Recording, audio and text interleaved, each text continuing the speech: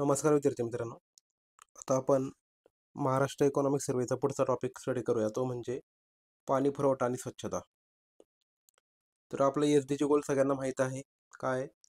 तर शाश्वत विकास ध्येय अर्थात सस्टेनेबल डेव्हलपमेंट गोल नंबर 6, सर्वांसाठी पाणी आणि स्वच्छतेची उपलब्धता आणि शाश्वत व्यवस्थापनाची सुनिश्चित करणे. राईट, थोडक्यात वॉटर इज सिंपल भाषेमध्ये लक्षात ठेवा, वॉटर आणि सॅनिटेशन. एवढं मोठा फापट पसार लक्षात ठेवायची गरज नाही, तुम्हाला जे कळून जाईल गोष्ट, वॉटर आणि सॅनिटेशन. आता सुरुवात करूया आपण आपल्या पाणी पुरवठ्यापासून. ऑलरेडी आपण आपल्या बुकमध्ये ह्या गोष्टी कव्हर केलेल्या आहेत, बऱ्याचशा गोष्टी. तर तिकडे आपण थोडंसं सर्वेच्या अँगलने पाहतोय, जेणेकरून काही गोष्टी मिस व्हायला नको. तर आपल्या सगळ्यांना माहीत असेल की ही जी स्कीम आहे याचा मेन पर्पज काय? प्रत्येकाला म्हणतो ना आपण टॅप वॉटर प्रोव्हाइड करायचं. म्हणजे काय? हर घर नल से जल अशी याची टॅगलाईन आहे. हर घर नल से जल अशी याची टॅगलाईन आहे. ठीक आहे. आणि हे अभियान आपण कधीपासून राबवतोय? तर ग्रामीण भागामध्ये, महाराष्ट्रामध्ये ग्रामीण भागामध्ये सप्टेंबर 2020 पासून राबवतोय. आणि प्रत्येक कुटुंबाला आपण काय करतो? नळाने पाणी प्रोव्हाइड करायचं. वैयक्तिक नळ जोडणे लक्षात ठेवा. म्हणजे काय? प्रत्येक फॅमिलीला सेपरेट टॅप वॉटर सिस्टीम. दररोज 55 लिटर 55 लिटर पाणी प्रत्येक व्यक्तीला, लक्षात घ्या, पूर्ण फॅमिली नाही, तर प्रत्येक व्यक्तीला 55 लिटर पाणी पुरेल एवढं आपल्याला पाणी प्रोव्हाइड करायचं आहे. आणि हे कधीपर्यंत टार्गेट अचीव्ह करायचं? तर 2024 पर्यंत. ठीक आहे. असे जे टार्गेट्स आहेत, तर तुम्हाला इयर पाठ करायचे आहेत, टार्गेट पाठ करायचे, किती लिटर पाणी ते पाठ करा. राईट. त्याच्यानंतर आपण कधीपासून राबवतो ते देखील महत्त्वाचं. सप्टेंबर 2020 पासून राज्यामध्ये ग्रामीण भागामध्ये राबवतोय. राईट. तर हे सगळं त्याच्यामध्ये झालं. त्याच्यानंतर तुमच्यासाठी आता एक होमवर्क असेल की याची मिनिस्ट्री कुठली आहे. राईट. म्हणजे ग्रामीण मिनिस्ट्री आहे की मिनिस्ट्री ऑफ वॉटर रिसोर्सेस आहे, ते जलशक्ती मिनिस्ट्री आहे.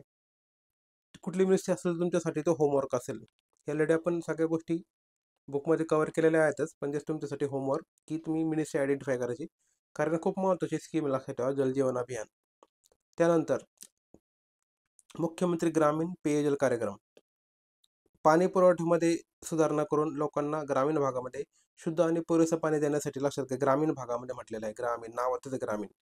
तर आपण 16-17 ते 22-23 अशा जवळपास 5 वर्षाच्या कालावधीमध्ये हा कार्यक्रम राबवला. कुठला? मुख्यमंत्री ग्रामीण पेयजल कार्यक्रम 17 ते 22, लक्षात ठेवा, ग्रामीण भागामध्ये. आणि याच्यामध्ये काय केलं होतं? तर कार्यरत नसलेल्या 30 प्रादेशिक नळ पुरवठा पाणी योजना कार्यान्वित करण्यात आल्या. किती? 30.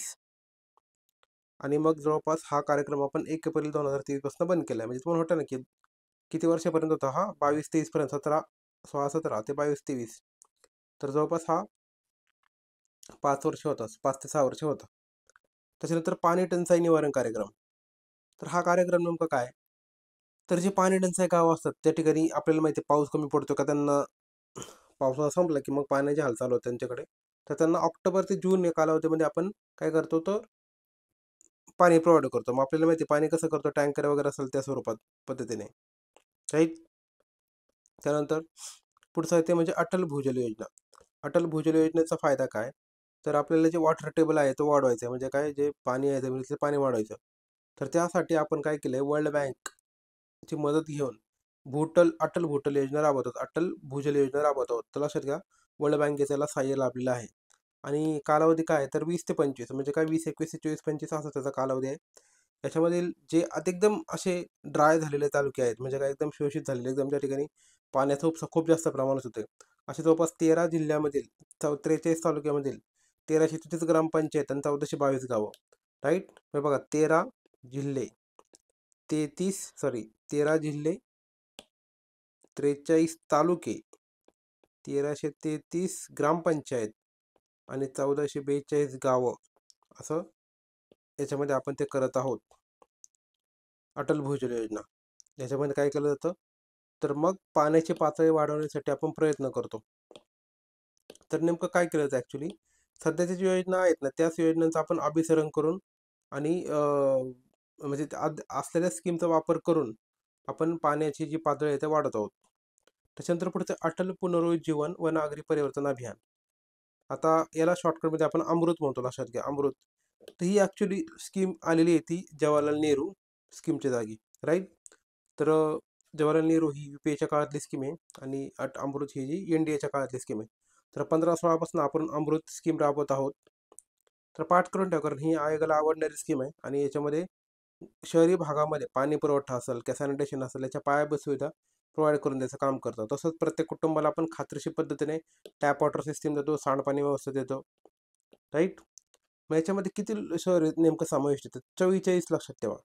44 शहर आणि त्याच्यामध्ये 76% जनता अशा याच्यामध्ये समाविष्ट आहे. किती?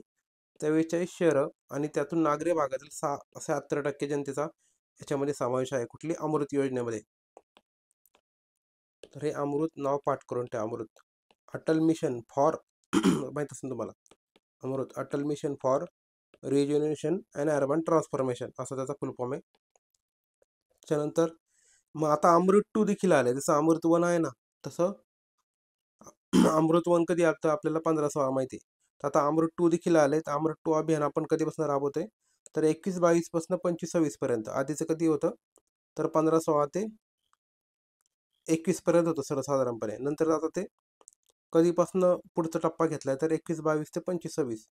तर याच्यामध्ये नेमकं काय करणार आहे? राज्यामधील सगळ्याच नागरी स्थानिक स्वराज्य संस्थांमध्ये आपण राबवणार आहे. नागरी बरं कसे ग्रामीण नाही.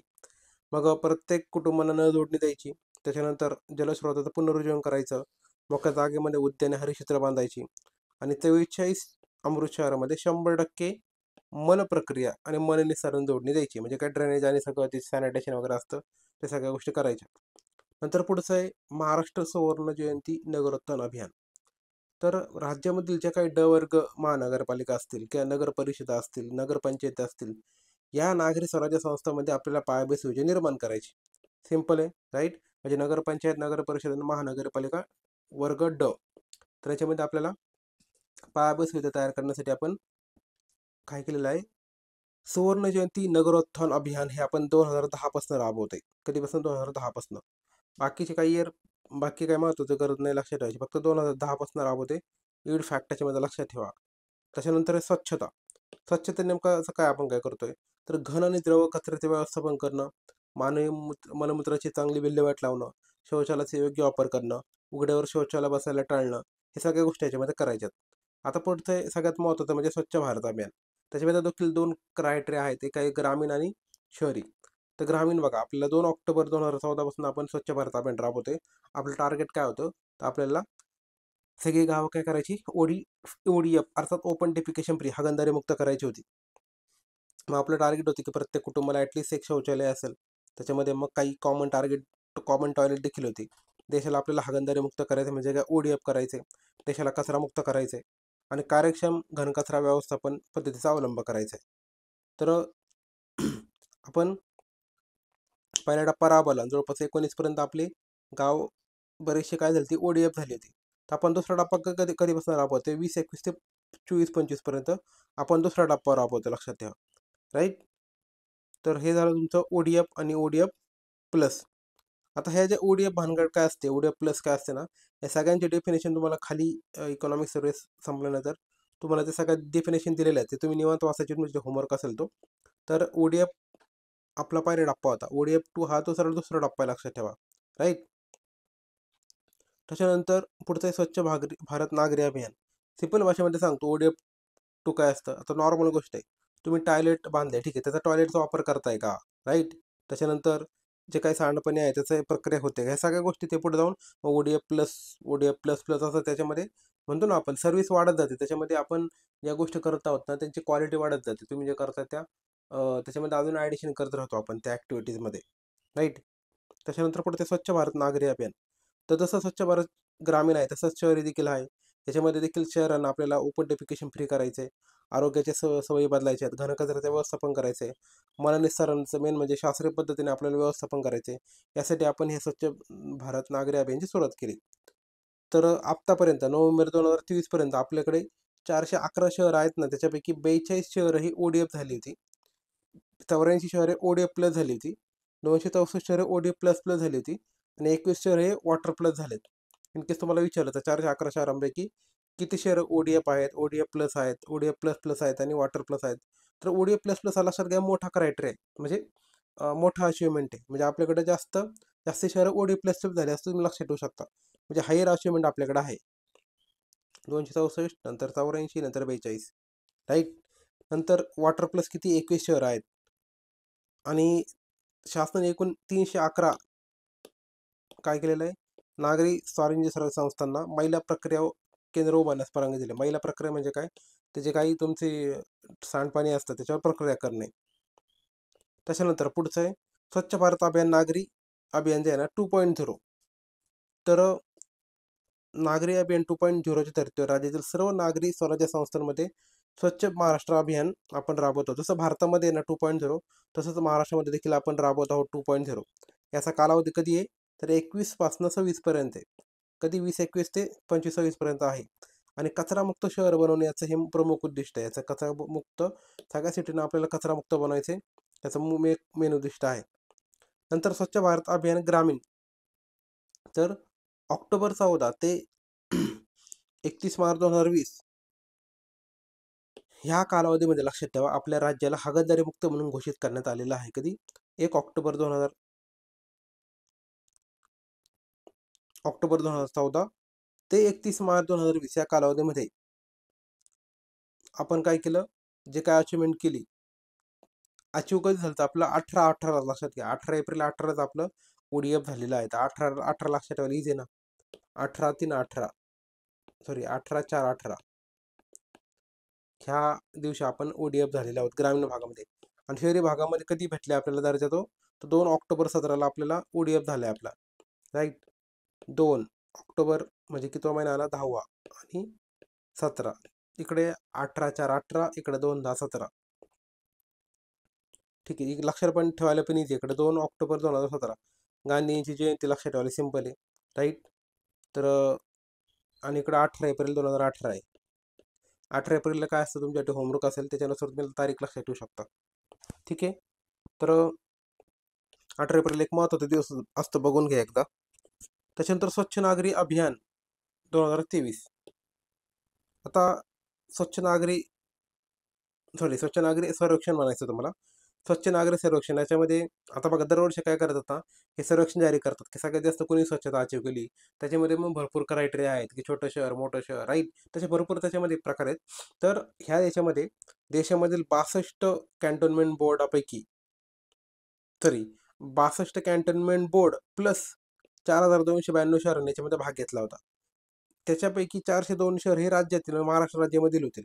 आणि महाराष्ट्र राज्याला स्वच्छ सर्वेक्षणामध्ये सर्वोत्कृष्ट कामगिरी करणारे प्रथम क्रमांकाचे राज्य म्हणून पहिल्यांदाच गौरवण्यात आले. म्हणजे राज्यामधील 8 शहरांना राष्ट्रीय पुरस्कार भेटलाय. पाठ करून ठेवा का खूप महत्त्वाचं आता आहे.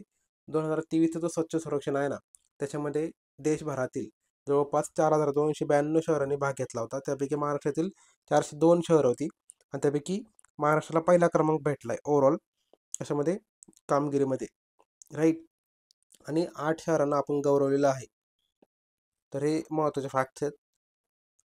आणि देशामधील पहिल्या 100 अमृत शहर आहेत ना त्याच्यामध्ये 100 अमृतपैकी महाराष्ट्र राज्यातील किती आहे तर 19 शहरांचा समावेश त्याच्यामध्ये आहे. 100 पैकी 19. आणि जर बिगर अमृत म्हटलं तर त्या 100 बिगर अमृतपैकी 22 शहर आहे. म्हणजे इकडे 19 आणि इकडे 22. त्याच्यानंतर 121 नागरी संस्थांना आपण स्टार रेटिंग प्राप्त दिलेले आहे. काय दिले? स्टार रेटिंग प्रमाणपत्र दिले. नवीन मुंबईने त्यापैकी 7 रेटिंग आहे. 7 स्टार रेटिंग आहे. पुणे पिंपरी चिंचवडला 5 स्टार रेटिंग असा एवढा आहे. राईट. तर रेटिंग असं वेगवेगळे दिलेलं आहे बऱ्यापैकी महत्त्वाचे लक्षात ठेवा. नंतर घन कचरा व्यवस्थापन नागरी भागामध्ये आपल्याला सॉलिड वेस्ट मॅनेजमेंट आपण करतो. Solid waste management right SWM. तर 2022-23 मध्ये आपण किती कचरा निर्माण झाला आपल्याकडे? 24,111 मेट्रिक टन एवढा कचरा आपल्याकडे निर्माण झाला 22-23 मध्ये. त्यापैकी आपण कुठं म्हणजे गोळा किती केला त्यापैकी कचरा? 99.3% कचरा आपण घरोघरी जाऊन कचरा गोळा करतो. आपल्याला माहिती आहे तुम्ही जर पुण्यामध्ये राहता असेल तुम्हाला माहिती असेल की स्वच्छ नावाची NGO आहे. ते काय करते घरोघरी जाऊन कचरा गोळा करते. त्याचे स्वयंसेवक असतात. ते सकाळी कचरा न्यायला येतात. ओला सुका कचरा असं काय केला जातो. तर महाराष्ट्रामध्ये जवळपास 24,111 मेट्रिक टन एवढा कचरा निर्माण होतो. त्यापैकी 99.3% कचरा हा दारोदारी जाऊन गोळा केला जातो. राईट. आणि त्या जे काही जेवढे कचरा गोळा होतो ना त्यापैकी 99.5%चं वर्गीकरण होतं. ओला आणि सुका असा आपण वेगळा करतो. राईट. आणि मग त्याच्यावर प्रक्रिया किती केली जाते? तर 88% कचऱ्यावर प्रक्रिया केली जाते शास्त्रोक्त पद्धतीने. म्हणजे बघा 99% जवळपास राऊंड फिगर गोळा केला जातो. त्याच्यापैकी 99% प्रक्रिया होते त्याच्यापैकी 99%चं वर्गीकरण होते ओला सुका आणि त्या 99%च्या 88%वर काय होते प्रक्रिया होते. राईट. त्याच्यानंतर पुढचं बघा, आता काही ठिकाणी आपण काय केलं जातं, कंपोस्ट खताची देखील निर्मिती करतो आणि हे जे कंपोस्ट खत तयार होतं त्याला हरित महासिटी कंपोस्ट ब्रँड हा असा ब्रँड त्याला नाव दिलेलं आहे. काय ब्रँड, त्या ब्रँडचं नाव काय? हरित महासिटी. लक्षात घ्या, हरित महासिटी.